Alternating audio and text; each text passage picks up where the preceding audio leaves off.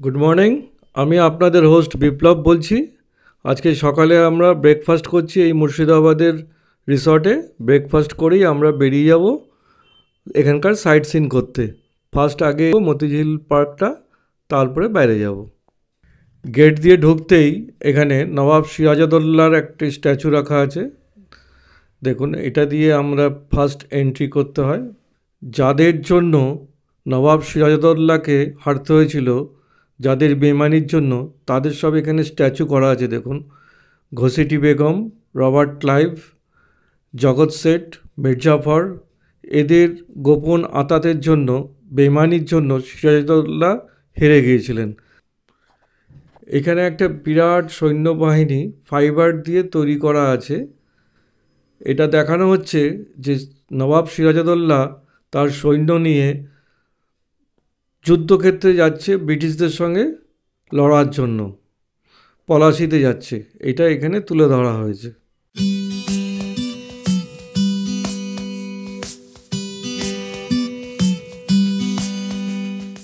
এই পার্কের মধ্যেই গভর্নমেন্টের কিছু কটেজও আছে।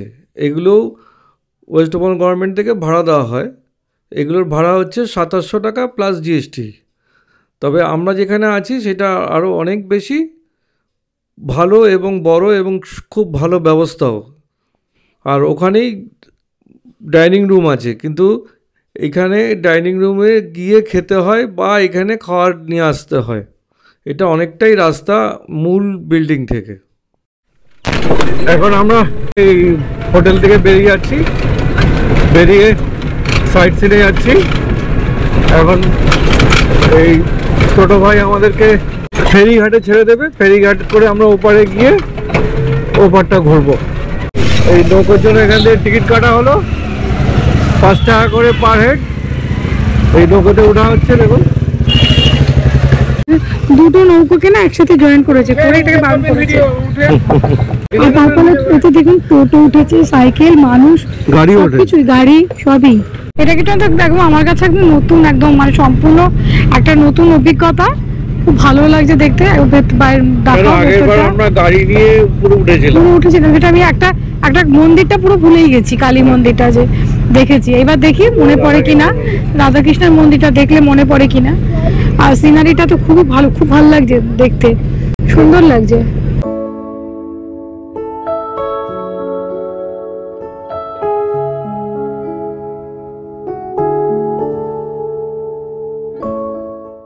এখন আমরা সাইট সিন দেখতে যাচ্ছি সবাই মিলে টোটো ভাড়া করে। পাশে আমার সোনা আছে। এখন আমরা যেটা দেখতে যাব তার নাম হচ্ছে খোশবাগ। খোশবাগে সবকিছু এর মধ্যে দেওয়াই আছে। সিরাজউদ্দৌলার দাদু হচ্ছে আলীবর্দী খাঁ। ওর বড় মেয়ে, ওর বড় মেয়ের নাম ছিল আমিনা। আমিনা বেগমের ছেলেই হচ্ছে সিরাজউদ্দৌলা। আমিনা বেগমের ছিল দুটো ছেলে, সিরাজউদ্দৌলা ভাই। সিরাজউদ্দৌলার ভাইকে ঘসিটি বেগম দত্তক নেয়। তখন ও তো ভেবেছিল ওর ভাই যে উনি বুঝি নবাব হবে, কিন্তু আলীবর্দী খাঁ নবাব করে দিয়েছে সিরাজউদ্দৌলাকে। সিরাজউদ্দৌলার সমাধি ক্ষেত্র হচ্ছে এটা।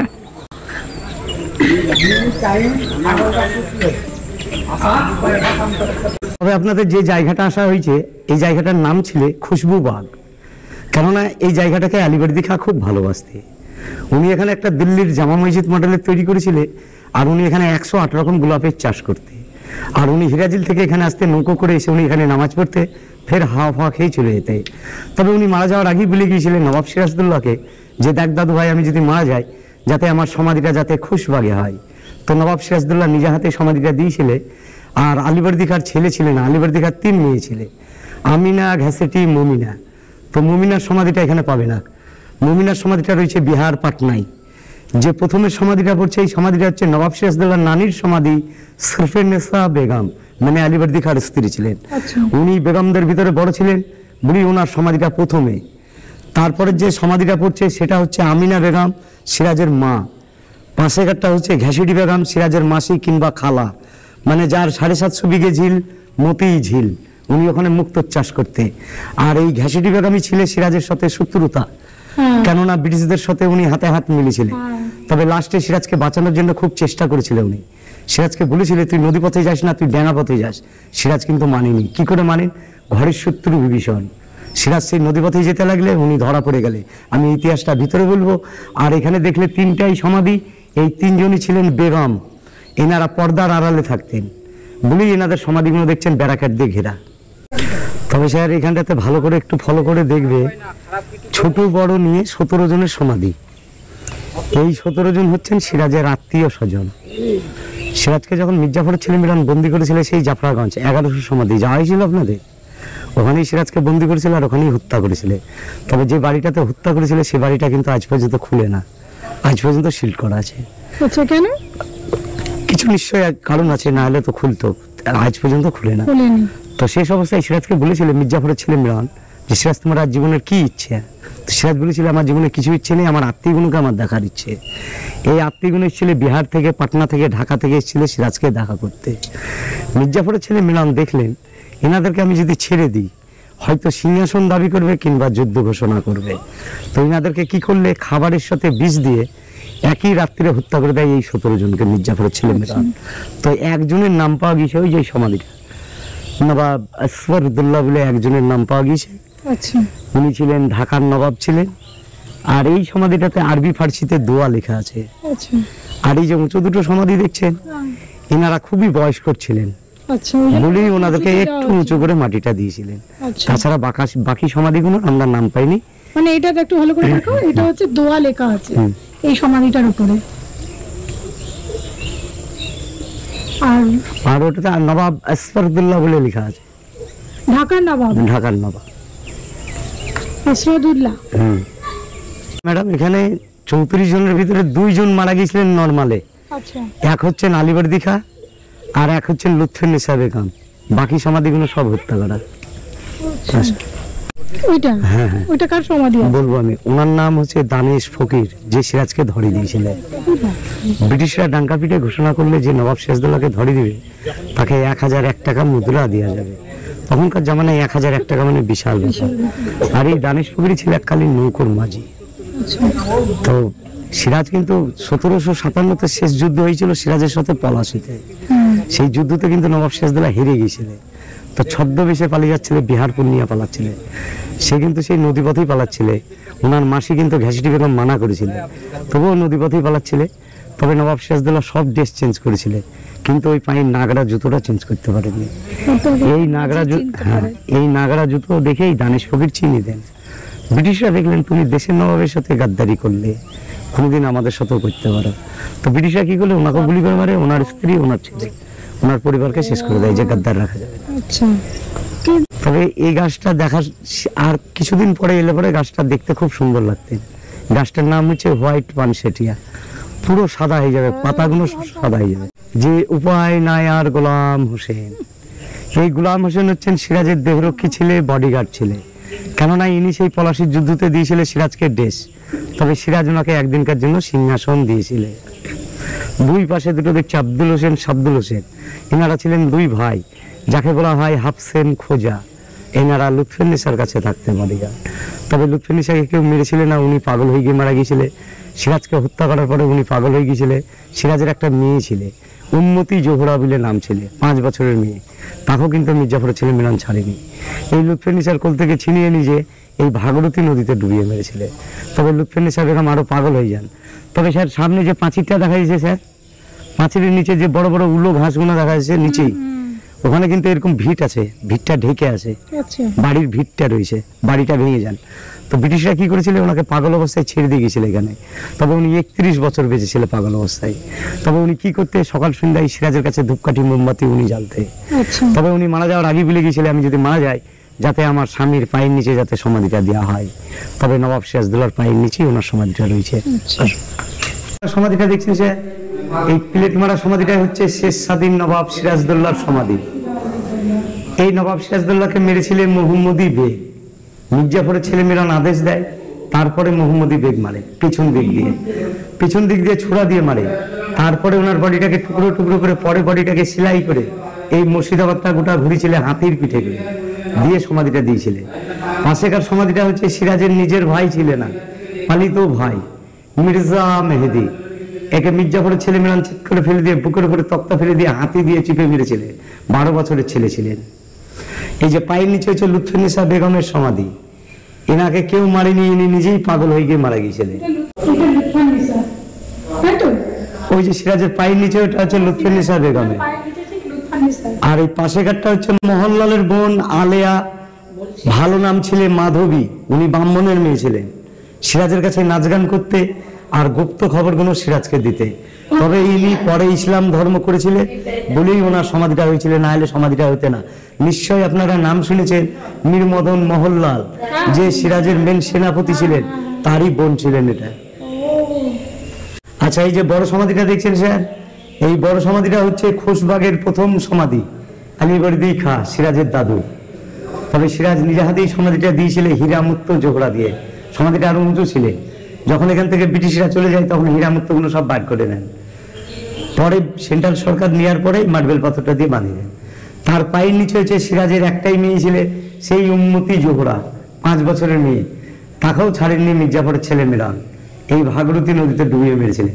তবে মির্জাফরের ছেলে মিরন মারা গিয়েছিল বজ্রঘাতে, কেননা সিরাজের মা অভিশাপ দিয়েছিলেন যে তুই বজ্রঘাতে মারা করবি, তো বজ্রঘাতী মারা করেছিলেন। আর এই বাড়িটা বানিয়েছিলে আলীবর্দী খাঁ, প্রথম সমাধি হয়।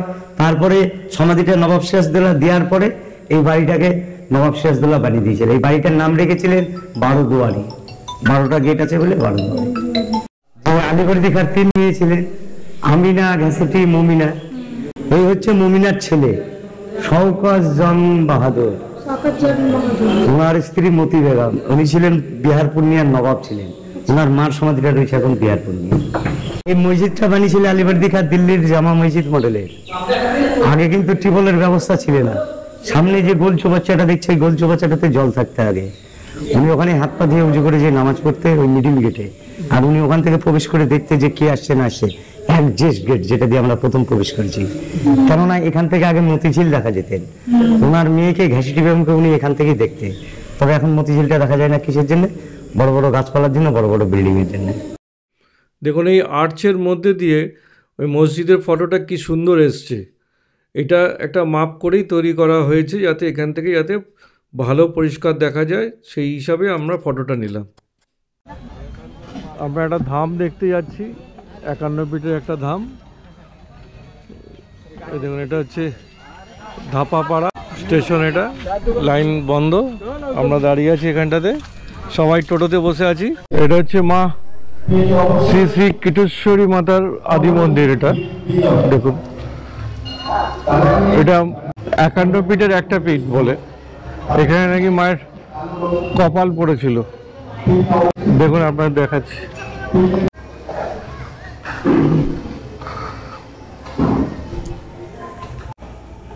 এটা কি আদি মন্দির মায়ের কীটেশ্বরী? আর ওই মন্দির আচ্ছা আচ্ছা আচ্ছা, মুকুট সহ মায়ের কপাল পড়েছিল। ওদিকে শিবলিঙ্গ আছে, বামাখ্যাপা।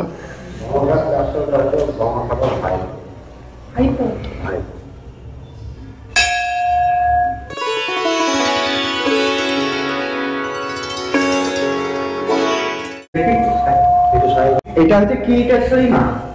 দুঃখ দুঃখের সময় যখন শিশুকে নিয়ে ঘুরে বিষ্ণু সুদর্শন চক্রে 51টি খণ্ড হয়। এখানে পড়েছিল 51 খণ্ডের এক খণ্ড কিরিট কণা, কপাল সহ যেটা মূর্তি দেখছো ঢাকা আছে। প্রত্যেক অমাবস্যায় সকাল 10টা থেকে 11টার মধ্যে মায়ের কুম্ভমেলার স্নান হয়। সেই সময় যদি কেউ আসে পুরো এই যে আলোচনা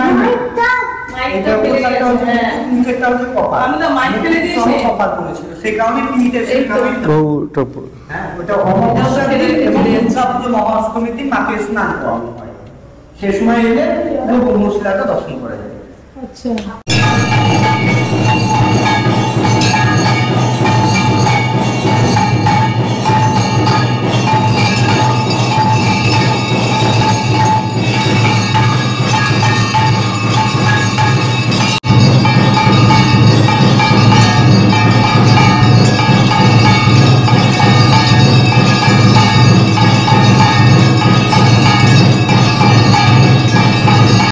তিনটে পাঠ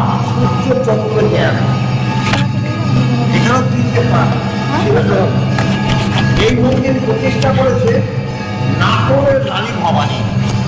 নাটোর হচ্ছে পূর্ববঙ্গে, রাজশাহী জেলা।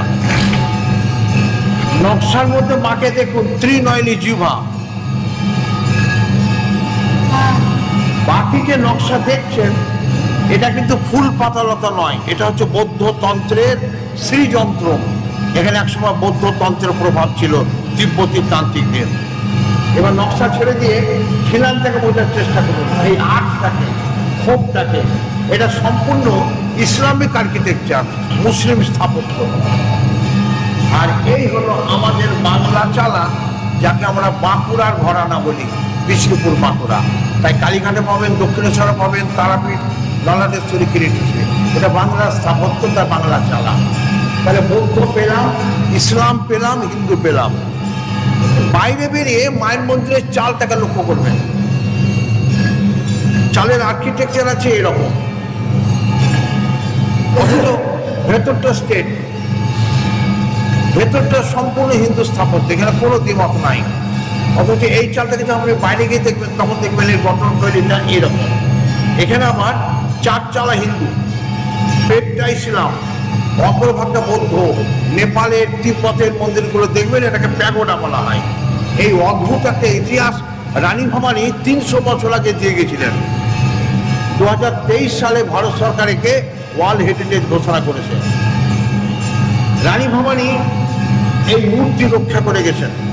এই হচ্ছে কিরিটেশ্বরী মায়ের মূল মূর্তির ছবি। মূর্তিটি নাটোরের রানী ভবানী রক্ষা করে গেছেন।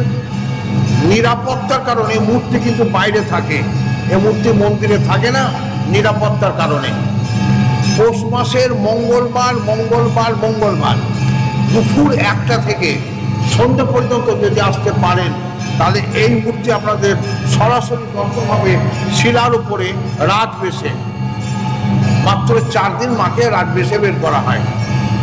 এই মূর্তির গুরুত্ব কি, কেন রানী ভবানী নিরাপত্তার প্রয়োজন মনে করে গেলেন, কেন? খুব ভালো করে মুখমণ্ডলের দিকে তাকিয়ে দেখুন, এখানে ভগবান বুদ্ধের ছোঁয়া আছে, বৌদ্ধের ভাব আছে। দেখুন ভালো করে, একসময় এখানে বৌদ্ধ তন্ত্রের প্রভাব একটা ছিল। এটাও মা। পাশের মধ্যে দেখবেন আদি আদি করে ডাকাডাকি করবে, ওটাও মা। কিন্তু ওই মূর্তির বয়স হলো 10 থেকে 12 বছর বয়স।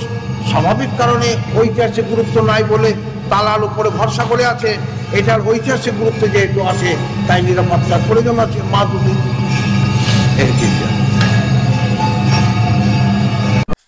এখানে বাইরে দেখুন, কিটেশ্বরী মায়ের অনেক বড় মন্দির হচ্ছে। আর এখানে দেখুন পাশেই শিব মন্দিরও রয়েছে। এখানে আরও অনেকগুলো মন্দির আছে, সেগুলো দেখছি বন্ধ আছে। দেখুন এই গ্রামে মেলা বসেছে, এই জগদ্ধাত্রী পুজো হচ্ছে। আমরা এই জগদ্ধাত্রী পুজোর মধ্যে এসেছি, সেই জন্য এই মেলাটাও দেখতে পাচ্ছি। জগদ্ধাত্রী পুজো উপলক্ষেই এই মেলাটা হচ্ছে। এখানে কিরিটেশ্বরী মায়ের 2টো মন্দির আছে পাশাপাশি।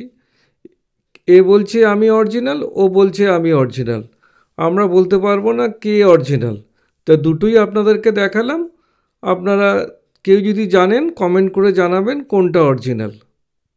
এটা কিরিটেশ্বরী মায়ের গুপ্ত মন্দির। ভেতরে গিয়ে দেখি কি আছে। এটা মায়ের গুপ্ত মন্দির, গুপ্ত মা, কিটেশ্বরী মায়ের গুপ্ত মন্দির, কিটেশ্বরী মায়ের গুপ্ত মন্দির। এটা আচ্ছা, গুপ্ত মা, গুপ্তকালী। আমরা যে মতিঝিল রিসোর্টে আছি না, ওইখান থেকে 10 কিলোমিটার দূর হচ্ছে এই মন্দির। এই মন্দিরে আসতে গেলে হুগলি নদী, এটা হুগলি নদী আর কি, নৌকো পেরিয়ে তারপর আসতে হয়। সেটা তো আপনাদেরকে দেখালাম, আপনারা দেখলেন। ওই নদী পেরিয়ে এতগুলো সব স্পট আমরা দেখছি। মানে কিরিটেশ্বরী মায়েরই পরপর 2টো মন্দির। কেউ সবাই বলে সবাই নাকি আদি, তো আমরা তো বুঝতে পারি না কে আদি। ওটাই হচ্ছে কথা। এটা হচ্ছে গুপ্ত মন্দির, এটা হচ্ছে কিরিটেশ্বরী মায়ের গুপ্ত মন্দির। এটা মুর্শিদাবাদে এসেছিলাম, সেখানে এটা হচ্ছে শ্রী শ্রী জগৎবন্ধু ধাম। জায়গাটার নাম হচ্ছে ডাহাপাড়া।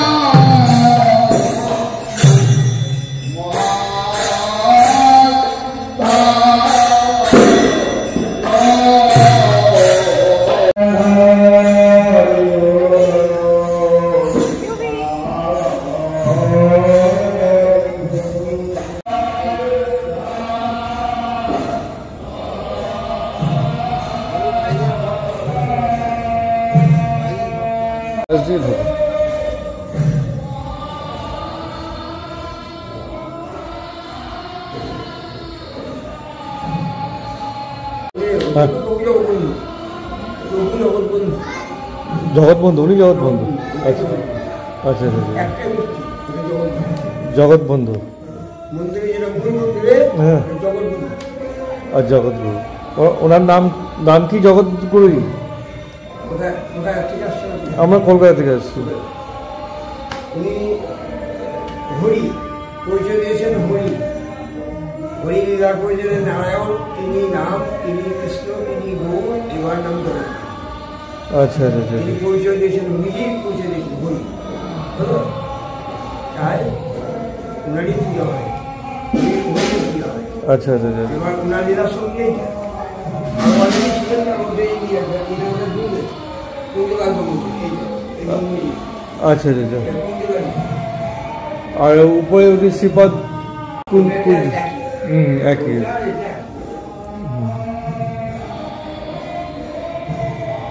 আমরা এখন হোটেলে ফিরে যাচ্ছি। আজকে এটাই লাস্ট দেখলাম, রাত্রি হয়ে গেছে। আর কালকে মুর্শিদাবাদের আরও অনেক জায়গা দেখাবো আপনাদেরকে, যেগুলো খুব জনপ্রিয় জায়গা বা ঐতিহাসিক, তার অনেক পরিচিতি আছে, সেরকম জায়গা দেখাবো। আর আমাদের সঙ্গে থাকবেন, খুব ভালো থাকবেন। নমস্কার।